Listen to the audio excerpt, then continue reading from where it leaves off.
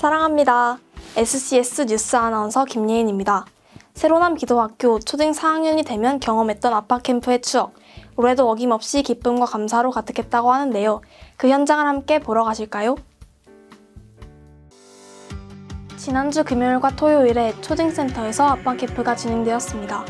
이 시간 동안 아빠와 자녀가 하나 되어 1박 2일간 다양한 활동과 체험을 통해 친밀감을 형성하고 살아계신 하나님을 경험합니다.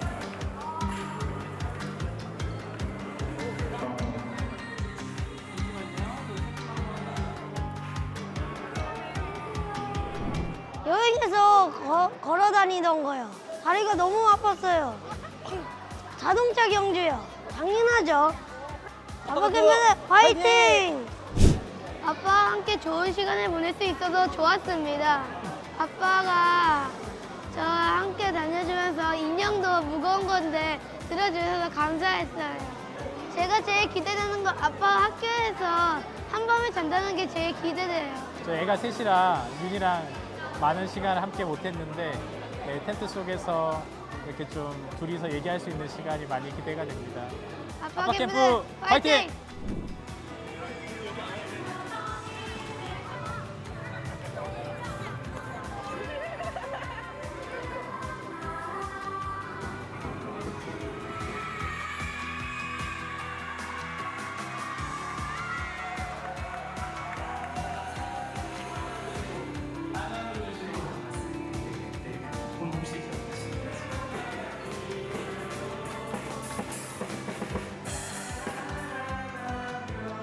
우리 사랑하며 소망을 재밌게 하는 것은 무엇인가?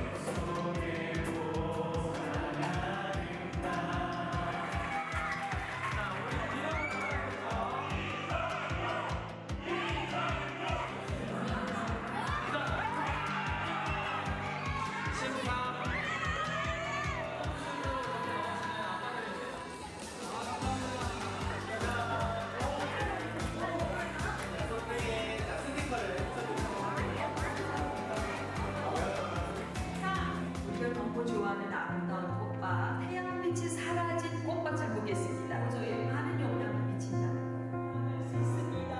하나님뿐만 아니라 우리 자기 하나님의 성령으로 충만하여서 그리고 아빠의 한심한 모습, 아빠의 어떨 때는 슬픔, 하나님께 그냥 같이 인정하면서 아빠가 나에게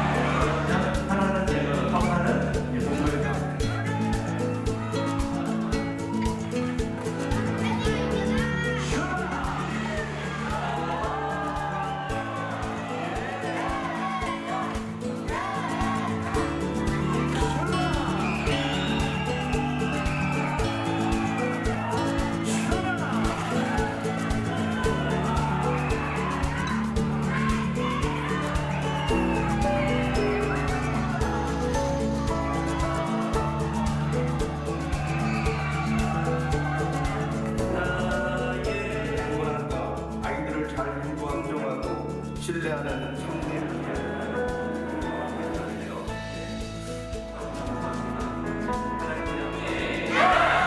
시작!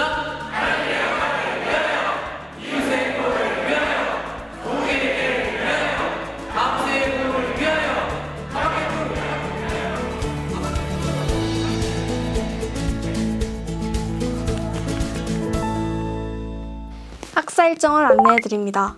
11일부터 15일 고등 12학년 선배들의 대학 수시 모집 원서 접수가 진행됩니다. 14일 목요일 중등과 고등이 세계 지식 포럼에 참여합니다. 15일 금요일 중등 스포츠 한마당이 진행됩니다.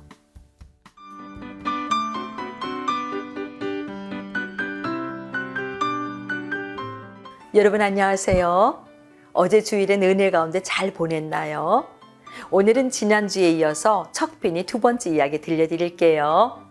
너무나 가난해서 10살 때부터 엄마를 도와서 돈을 벌었던 척핀이. 이제 그 척핀이가 열심히 노력하고 연구해서 1960년 29살의 나이에 친구와 함께 DFS 면세점을 창업했다고 들었지요. 우리가 공항에서 보았던 바로 그 면세점 말이죠. 당시의 사람들은 상상할 수 없는 획기적인 사업이어서 10년 후에는 척핀이가 어떻게 되었다고요? 맞아요. 40대의 나이지만 억만장자가 되었습니다. 그런데 척핀이는 이렇게 엄청난 부자가 되었지만 사람들에게 조롱받고 놀림도 받았어요. 왜 그랬다고요? 구두쇠 척핀이, 욕심쟁이 척핀이로 소문났기 때문이에요.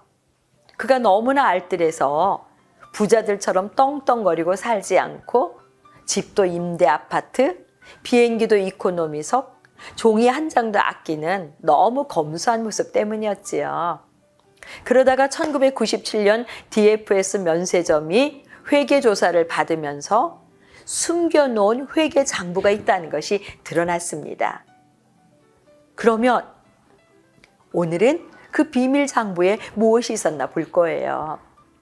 15년 동안 4조 7천억 원이 넘는 돈이 2,900회에 걸쳐서 다른 회사 이름으로 지출된 것이에요.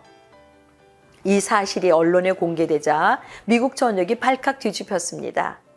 사람들은 그가 회사의 돈을 횡령해서 검은 돈을 모았다고 의심했지요. 결국은 대대적인 수사가 진행되었고 이제 척핀이는 감옥에 갈 것만 남았습니다.